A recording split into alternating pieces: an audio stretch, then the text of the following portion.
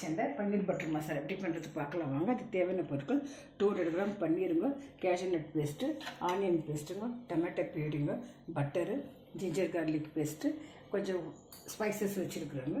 Onion, ஒரு chilli, kasuri methi, chilli powder, தனியா பவுடருங்க, சால்ட்டு, கொஞ்சம் pepper powder, அவ்வளோத்தாங்க.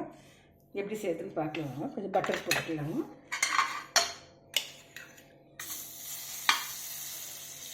பேஸ்ட்டுங்க, tomato puree, onion paste போட்டுக்கலாம். மிளகாத்தூள், தனியாத்தூள் தான் மசாலா போட்டுக்கிறாங்க. மிளகாத்தூள் இதெல்லாம் பேஸ்ட் போட்டுருக்காங்க. நல்லா இருக்கும் அந்த டேஸ்ட்டு. இப்போ கேஷ்யூ பேஸ்ட் போட்டுடுறாங்க. கொஞ்சம் கொதிக்கிட்டாங்க, கொதிச்சிடுச்சுங்க. பன்னீர் போட்டுக்கலாங்க. ஒரு 2 நிமிஷம் முடிச்சுட்டு ஆஃப் பண்ணிடலாங்க. ஃப்ரெண்ட்ஸ், பன்னீர் பட்டர் மசாலா ரெடி ஆயிடுச்சுங்க.